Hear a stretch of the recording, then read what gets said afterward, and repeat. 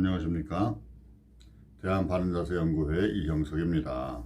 오늘은 활법에 대한 이론 두 번째 시간이에요. 사람이 태어날 때의 척추는 일자로 쭉 펴진 상태라고 합니다. 그것이 자라나면서 도리도리를 하고 그러면서 목이 이렇게 안쪽으로 굽어지고 기어다니기 시작하면서 허리도 안쪽으로 오목하게 굽게 되고, 그리고 걷기 시작하면서 척추가 균형을 유지하기 위해서 등은 바깥쪽으로 볼록하게 굽어져서 이렇게 S자 형태의 척추를 가지게 된다고 합니다. 태어났을 때의 다리는 오다리, 즉 내반슬의 상태예요.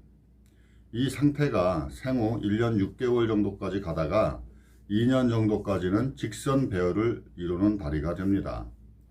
다시 2년에서 3년 사이에는 생리적으로 X다리, 즉 외반슬의 상태로 있다가 3, 4세 정도에는 다시 고전 상태로 되고 6, 7세 정도에 서서히 정상적인 다리로 형태로 변하게 된다고 합니다. 이런 변화는 누구에게나 발생을 하는데요. 이때 부모의 영향을 많이 받아서 부모의 걸음이 팔자걸음이라면 아이는 그것이 당연한 줄 알고 그대로 답습을 하게 되는 겁니다. 또 아이들이 어렸을 때는 신발을 좌우 거꾸로 신는 경우가 많아요. 이것은 다리의 변화에 따른 아이들의 당연한 생각입니다.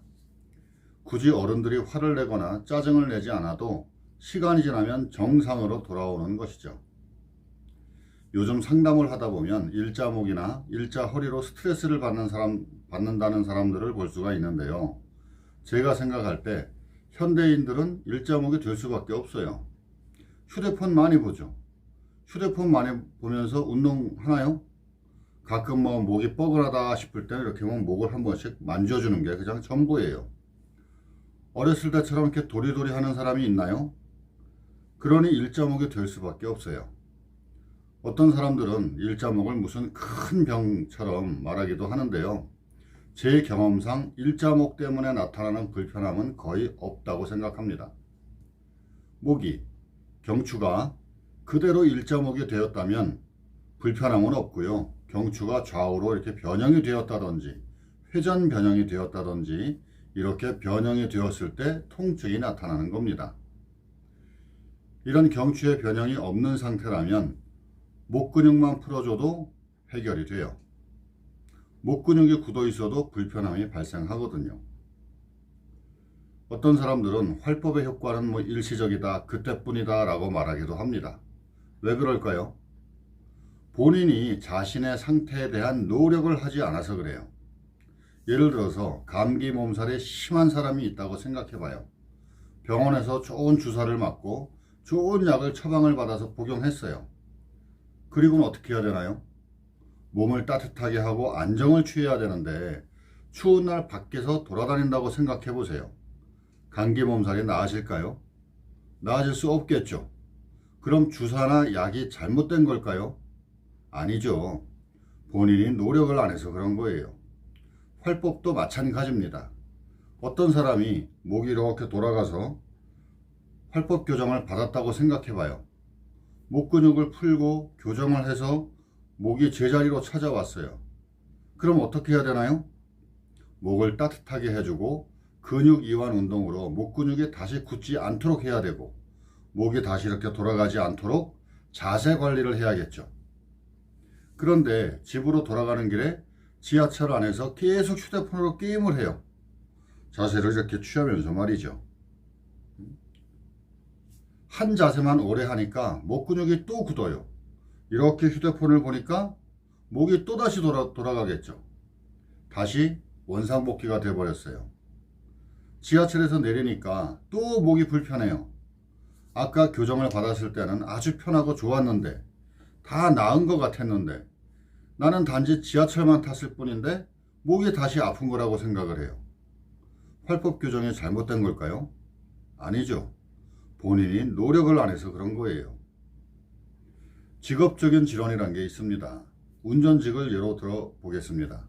우리나라는 운전석이 이렇게 왼쪽에 있으니까 오른쪽에 운전석에 있는 차를 운전하는 사람들은 반대로 생각하시면 될 것 같아요. 자, 운전을 합니다. 운전을 하려면 후사경을 통해서 여러 방향을 모두 이렇게 봐야 돼요. 그런데 왼쪽 뒤를 이렇게 보려면 눈만 움직여도 뒤가 잘 보입니다. 그런데 오른쪽을 볼 때는 눈만 움직여서는 어렵죠. 고개도 같이 돌려서 봐야지 편해져요. 누가 차에 타고 내리던지 또 뒤를 이렇게 돌아볼 때에도 왼쪽으로 목을 돌리지는 않죠. 오른쪽으로만 자주 돌리게 돼요. 그럼 이런 사람들의 목은 어떻게 될까요? 신경을 써야 하는 직업이기 때문에 목 근육도 굳고 경추는 약간 오른쪽으로 이렇게 돌아간 상태가 되는 거예요. 운전을 직업적으로 하는 사람들은 걷는 시간보다 운전하는 시간이 더 많아요. 앉아있는 시간이 많다 보니까 하체가 약해지겠죠. 요즘 차들은 대부분이 오토라서 또 왼쪽 발은 쓰지도 않아요. 여기에 운전석 의자 바닥이 평평하지 않는다면 아주 악조건이 되는 거예요. 근육은 약해져서 힘이 없고 오래 앉아있는 영향으로 골반이 변형이 돼요. 허리나 목 디스크의 증상이 나타나기도 하지만 전체적으로 모든 질환이 생길 수 있는 가능성을 가지고 있는 거예요. 그럼 운전하는 사람들은 무조건 아파야 되나요? 운전을 하면 안 되는 건가요? 그런 건 아니죠. 운전하는 중간중간에 차에서 나와서 기지개도 한번 펴주고 목도 돌려주고 앉았다 일어났다 다리 운동도 해주고 허리도 이렇게 크게 한 번씩 돌려주면 되는 거예요. 쉬는 날에는 걷는 운동도 좀 해주시고요. 다른 직업들도 마찬가지입니다. 일하는 중간중간에 몸을 한 번씩 풀어주면 되는 거예요. 아무런 노력도 안 하면서 안 아프기를 바라는 건 그냥 개인적인 욕심입니다. 활법은 근육부터 정상으로 만들어 놓고 척추를 바르게 교정하는 수기법입니다. 근육을 풀지 않고 교정을 한다면 교정도 바르게 되지 않을 뿐 아니라 근육에도 안 좋은 영향을 끼치게 되죠. 우리 몸은 70% 정도가 수분이라고 합니다. 그렇게 생각했을 때 근육은 수분에 가깝다고 봐야 돼요. 근육이 굳는다는 건 이걸 물에 비교를 한다면 얼음의 상태에 있는 것과 마찬가지예요. 얼음을 녹이지 않고 그 속에 있는 척추를 교정하라고 한다면 얼음이 깨질 수도 있겠죠. 즉, 근육 파열이 올 수도 있다는 겁니다. 또한 근육이 굳어있는 상태에서의 척추 진단은 잘못된 진단이 나올 확률이 굉장히 높아요. 근육을 풀어놓은 상태에서의 진단이 더 확실하다고 보면 됩니다. 근육만 잘 풀어도 통증의 50% 이상이 감소가 됩니다. 어디가 아픈 사람이 있다면 그 부분 혹은 그에 관련된 척추뼈가 있는 부분의 근육들을 잘 이렇게 풀어주세요. 굉장히 좋아진 느낌을 받을 수가 있을 겁니다. 자, 오늘은 활법에 대한 기초 이론에 대해서 두 번째 시간으로 말씀드려 봤습니다. 오늘도 시청해 주셔서 감사드리고요. 다음에 다른 내용을 가지고 다시 찾아뵙도록 하겠습니다. 자, 감사합니다.